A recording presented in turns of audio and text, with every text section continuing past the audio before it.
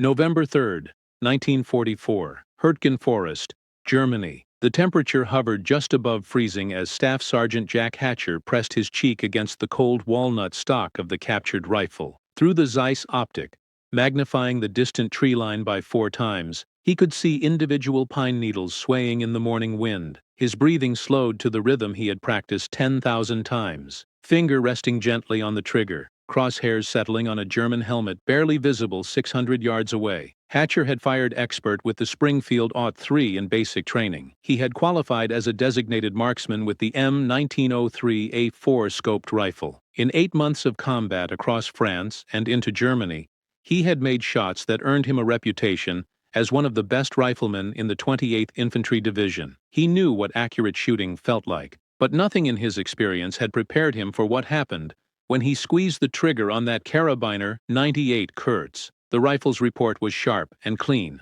The recoil, absorbed by the precisely fitted stock and steel butt plate, pushed straight back into his shoulder with mechanical predictability. Through the scope, he watched the German soldier drop as if his strings had been cut. The shot had struck exactly where Hatcher had aimed, compensating for wind, distance, and the target's slight movement. Hatcher worked the bolt with his right hand, feeling the buttery smooth action that spoke of precision machining and careful hand fitting. The spent cartridge case ejected cleanly. He chambered another round from the 5-shot internal magazine. Before he could acquire a second target, the German position erupted in return fire, forcing him to take cover. But in that single shot, in the feel of that action, in the quality of that glass, Hatcher had discovered something that would challenge everything the United States Army had told him about enemy equipment. The Germans, supposedly desperate and on the verge of collapse, were fielding a bolt-action rifle that in some ways exceeded anything America was producing. Over the next 3 weeks,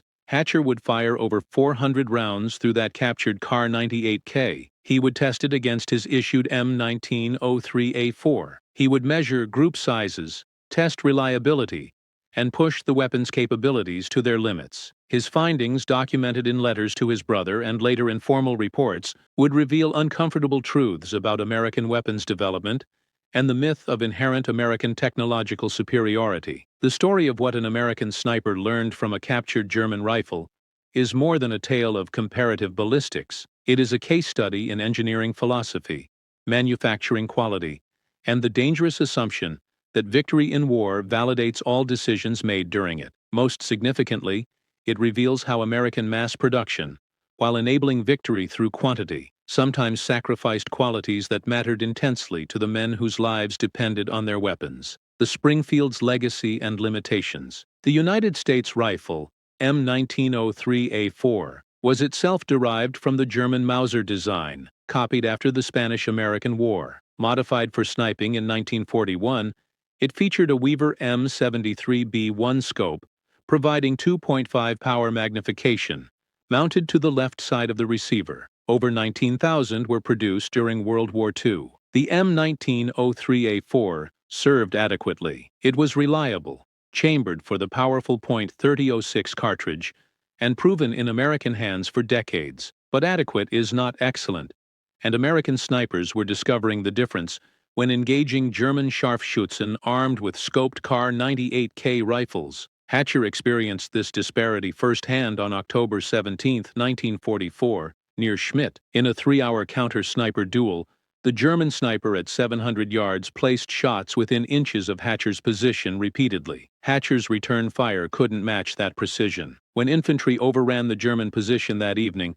they recovered the sniper's rifle, a Kar98k, with Zeiss Zielvier 4-power scope. That rifle would become the weapon Hatcher test-fired 3 weeks later. The Mauser masterpiece. The Karabiner 98 Kurz represented the culmination of over 40 years of Mauser development. Introduced in 1935 as a shortened carbine version of the Gewehr 98, it maintained exceptional qualities that made it arguably the finest military bolt-action rifle ever produced. The bolt action featured controlled feed, where the bolt positively gripped each cartridge and guided it into the chamber, virtually eliminating feeding malfunctions. The massive claw extractor provided primary extraction power that could remove even stuck cases. Dual opposed locking lugs positioned near the chamber allowed the action to handle high-pressure cartridges safely. The entire system combined strength, reliability, and speed. The barrel, produced by cold hammer forging,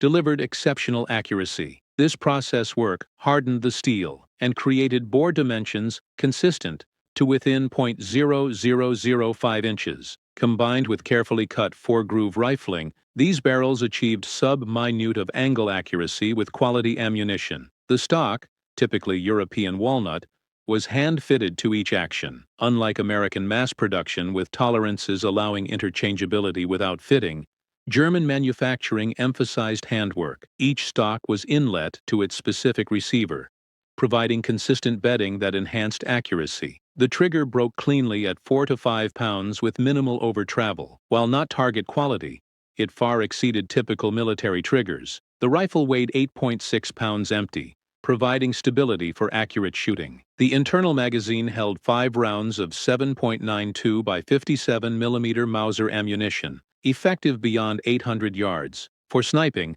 selected rifles were fitted with Zeiss Zielvier 4X, Hensoldt Dialeiten 4X, or similar scopes using side rail mounts. The German optics represented excellence that American equivalents couldn't match. The captured Zeiss scope. The Zeiss Zielvier 4 power scope embodied German optical superiority. Carl Zeiss Jena had nearly a century of expertise in precision optics. The result was glass that American soldiers consistently described as superior. The 4 power magnification doubled the Weaver's 2.5 power, allowing target identification at significantly longer ranges. The 40 mm objective lens versus the Weaver's 30 mm, combined with superior lens coatings, meant the German scope provided usable images in lighting conditions where the American scope showed only murk. Optical clarity throughout the entire field of view impressed Hatcher immediately. The Weaver showed noticeable edge distortion. The Zeiss provided sharp focus across the complete field, allowing peripheral target spotting while maintaining central focus.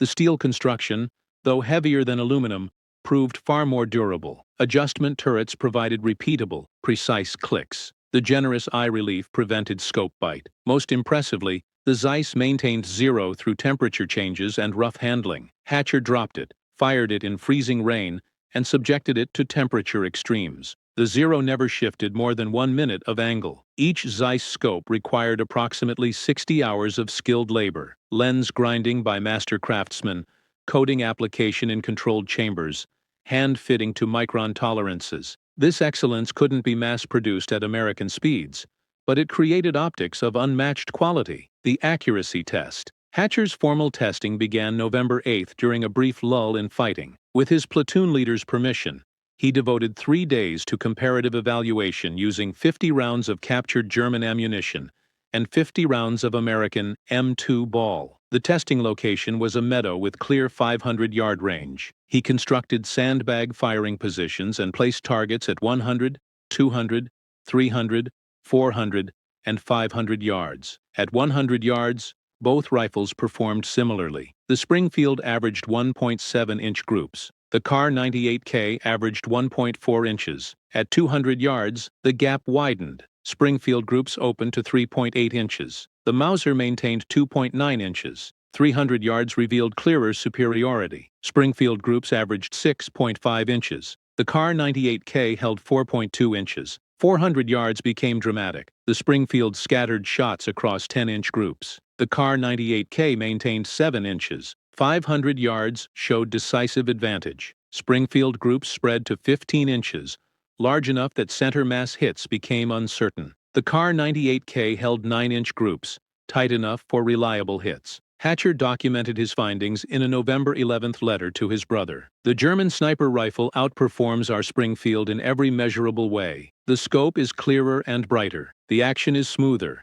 The trigger breaks cleaner. Most importantly, the rifle groups tighter at all ranges beyond 100 yards. At 500 yards, the difference is decisive. He continued, "The German rifle shows craftsmanship. Our mass-produced weapons lack. Every part fits precisely. The wood-to-metal fit leaves no gaps. This is a weapon built by gunsmiths, not assembly line workers." Most provocatively, Hatcher wrote, "We're told German equipment is inferior, produced by slave labor in desperate conditions. This rifle contradicts that propaganda. If this is what the enemy equips his snipers with, we should be producing comparable quality, rather than claiming our methods are superior. Manufacturing philosophy. The difference between the Kar98k and M1903A4 reflected fundamentally different manufacturing philosophies. German production emphasized quality and craftsmanship. American production emphasized quantity and interchangeability. German weapons manufacturing maintained guild traditions.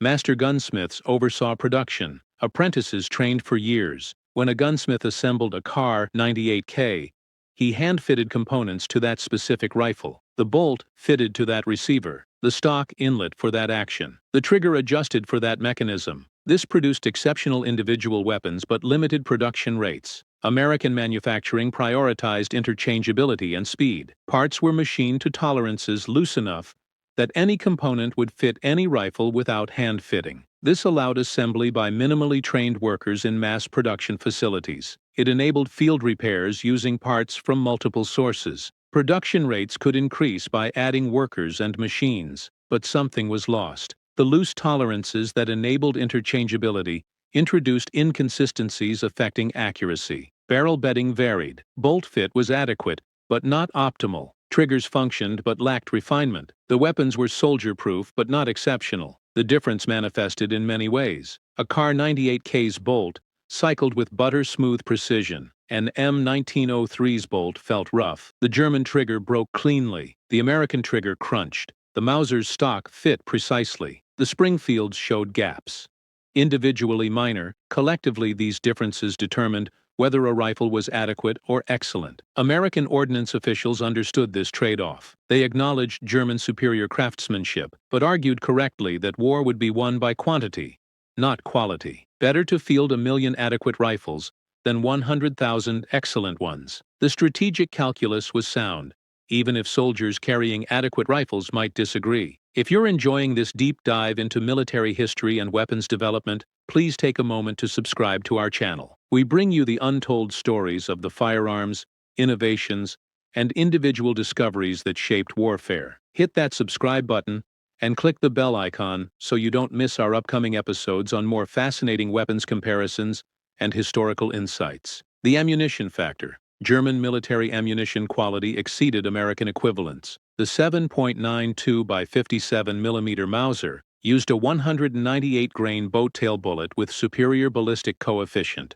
American M2 ball used a 150-grain flat-base bullet. The German design retained velocity better and resisted wind deflection. German ammunition showed velocity variations under 30 feet per second. American M2 ball varied up to 60 feet per second. Bullet concentricity and case neck tension were more consistent in German ammunition. These quality differences contributed significantly to the Kar98k's superior accuracy. Interestingly, when Hatcher later tested American match ammunition, the Springfield's 500-yard groups tightened from 15 inches to 8 inches, suggesting the rifle's potential was limited by issue ammunition quality. But soldiers fought with what was issued, and German military ball was simply better. The tactical implications. The Kar98k's superiority translated directly to tactical advantages. German snipers could reliably engage targets at 700 yards, while American marksmen struggled beyond 500. This 200-yard advantage meant German snipers controlled larger areas and could engage from positions beyond effective American return fire. Superior optical quality allowed German snipers to operate effectively in dawn and dusk conditions when American scopes struggled. The mechanical reliability provided confidence in terrible conditions. These advantages made German defensive positions more deadly and American advances slower. American forces adapted through overwhelming firepower. If a German sniper controlled an area, it would be saturated with artillery before advancing. Tanks and tank destroyers engaged distant positions with heavy weapons. The American approach made the sniper's position untenable rather than winning rifle duels, but these adaptations came at costs. Artillery expenditure increased. Advances took longer.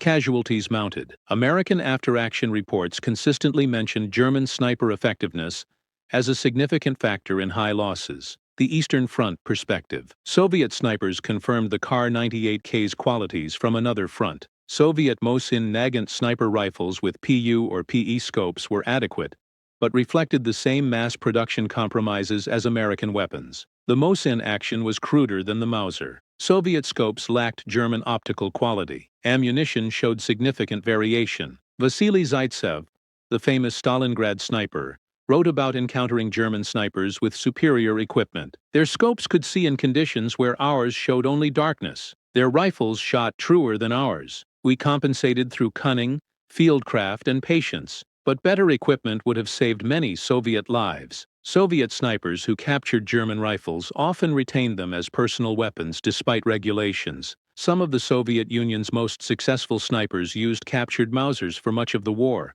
confirming what Hatcher discovered independently. German weapons quality translated to tactical effectiveness. Post-war assessment and influence. After Germany's surrender, American ordnance conducted thorough evaluation of captured German small arms. The January 1946 report acknowledged the Kar-98k's qualities. The weapon demonstrates excellent rifle design and manufacture. Action strength and reliability are exceptional. Barrel accuracy exceeds American military rifles. Fit and finish show superior craftsmanship, but the report defended American approaches. While the Kar-98k shows superior craftsmanship, American manufacturing philosophy proved correct for wartime requirements. Quantity was more important than individual weapon quality. Regarding optics, the report was more definitive. German military optics significantly exceed American equivalents. American optical manufacturing should study German methods. These assessments influenced post-war development. The M1952 sniper rifle incorporated lessons from studying German weapons. Later, the M14 National Match and M21 sniper weapon system showed clear German influence. By Vietnam, the M40 sniper rifle, based on the Remington 700 action, essentially represented an American interpretation of the Kar-98k concept. Hand-selected barrel, carefully bedded action, match-grade trigger, quality optic. The Marine Corps armorers developing the M40 were trying to recreate the precision they had seen in German sniper rifles. Hatcher's final assessment. Jack Hatcher survived the war, returning home to Pennsylvania in July 1945. His attempts to discuss the German rifle's superiority were met with polite dismissal. America had won. Obviously, American equipment was adequate. But among shooting enthusiasts and specialists, Hatcher's accounts found receptive audience. In 1947, he wrote for American Rifleman magazine, "The Carabiner 98K is the finest military bolt-action rifle I have fired. Its accuracy, reliability, and handling exceed the Springfield, British Lee Enfield, and Japanese Arisaka. The German optical sights are similarly superior. These conclusions don't diminish American victory. They simply acknowledge that in this specific category, German engineering produced superior results." He continued, "American mass production won through quantity, but examining the German rifle reminds us that quality still matters. For specialized applications like sniping, the craftsman approach produced better results. Future American weapons should combine our production efficiency with the precision the Germans achieved." Regarding optics, Hatcher was unambiguous. The Zeiss scope was demonstrably superior to the Weaver. American optical manufacturers should study captured German scopes and adopt their methods. Our snipers deserve glass as good as what the enemy fielded. Most significantly, Hatcher addressed psychological resistance. Americans have been told enemy equipment was inferior, produced by slaves, destined to fail. This propaganda served wartime morale, but continuing to believe it in peacetime prevents learning. The Germans produced excellent weapons. Acknowledging this doesn't diminish American achievement. It honors truth and helps improve future weapons. Hatcher became a gunsmith in Pennsylvania, building precision rifles incorporating lessons from the captured Kar-98k. His custom rifles, built on Mauser actions, earned reputation for accuracy. He would tell customers stories about the German sniper rifle that taught him what true precision meant. The mythology of superiority. The story illuminates a broader issue, the mythology of inherent American technological superiority. Throughout World War II, American propaganda emphasized equipment superiority. This served legitimate morale purposes, but propaganda repeated often becomes believed internally. The reality was more nuanced. American equipment excelled in trucks, logistics, artillery fire control, naval construction, and aviation. But in small arms, optics, and some other categories, German equipment matched or exceeded American equivalents. When soldiers like Hatcher reported captured German rifles outperformed issued weapons, reports were dismissed. They're selecting the best examples. German manufacturing is inconsistent. The differences don't matter in combat. These responses prevented systematic learning. This resistance reflected institutional pride, sunk cost fallacy, and career incentives. Officers who oversaw equipment development didn't benefit from highlighting shortcomings, but the cost was paid by soldiers who fought with equipment that could have been better. Post-war, some lessons were learned. American weapons development became more willing to study foreign designs objectively. The attitude shifted from "not invented here, therefore inferior" toward "good ideas have no nationality." This evolution can be traced partly to soldiers like Hatcher, who insisted on honest assessment despite institutional resistance. Technical comparison. The specifications reveal both similarities and critical differences. Kar98k caliber, 7.92 by 57 mm, weight 8.6 pounds, length 43.6 inches, magazine 5 rounds internal, scope typically Zeiss 4X, trigger 4 to 5 pounds, 2-stage, rifling 4-groove, 1 turn in 9.45 inches, M1903A4, caliber .3006, weight 8.7 pounds, length 43.2 inches, magazine 5 rounds internal, scope Weaver 2.5X, trigger 5 to 7 pounds, single stage, rifling 4-groove, 1 turn in 10 inches. On paper, similar. In practice, substantially different. The Mauser's controlled feed was more positive. Bolt operation was smoother. Trigger was predictable. Barrel quality was superior through hammer forging and hand lapping. Stock fit was precise through hand inletting. The Zeiss scope provided double magnification, superior light gathering, and better durability. German ammunition quality exceeded American military ball. These differences translated directly to superior accuracy and reliability. Combat performance. Hatcher's 3-week evaluation tested durability under combat conditions. The Kar98k proved exceptionally robust. Dropped, dragged through mud, left in rain, fired without cleaning for days.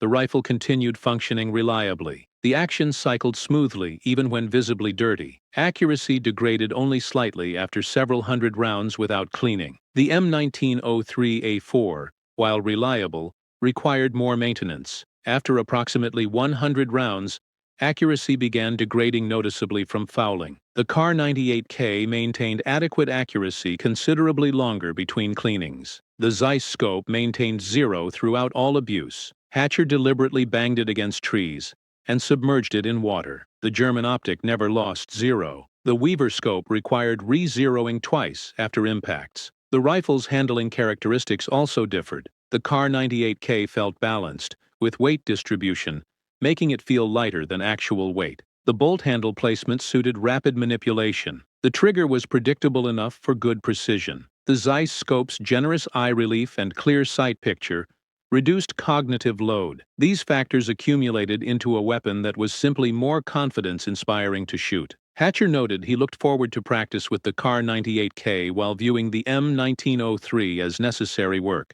The psychological impact of using a weapon that felt right improved combat effectiveness. The institutional legacy. Hatcher's observations, carefully documented and communicated, were largely dismissed during the war. This pattern of institutional resistance to inconvenient truths has repeated throughout military history. The immediate post-war period saw some acknowledgement of German quality, but this didn't immediately translate to changed American practices. Institutional momentum was too strong. Change came gradually through multiple channels. Individual soldiers spread knowledge. Civilian gunsmiths incorporated lessons. Designers studying foreign weapons identified superior features. The Korean War provided another data point. Marine Corps snipers pushed for better equipment. Their advocacy drove development of the M1952, incorporating lessons from German precision rifles. Vietnam accelerated evolution. The M40 adoption in 1966 finally provided American snipers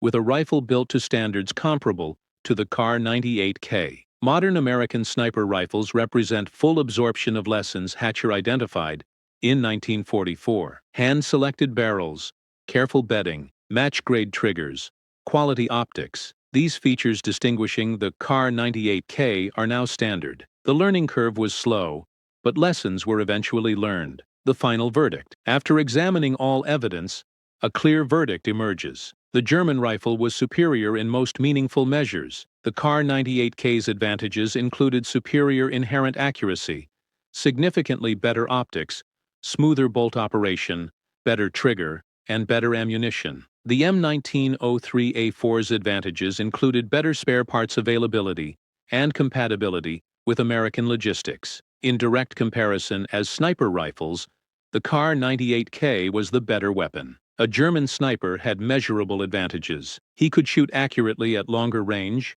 operate effectively in poorer light, and make precision shots more consistently. These advantages translated to tactical effectiveness that cost American lives. This verdict doesn't diminish American soldiers or their achievements. They won despite equipment disadvantages in this category. Superior tactics, better logistics, overwhelming firepower, and numerical superiority overcame whatever advantages German snipers possessed. War outcomes depend on many factors beyond individual weapons quality. Nor does acknowledging the Kar98k's superiority validate German ideology. The Nazi regime was evil. German military defeat was necessary. But these truths don't negate that German engineers produced an excellent rifle. Technical excellence and moral failure can coexist. The lesson isn't that German methods were universally superior.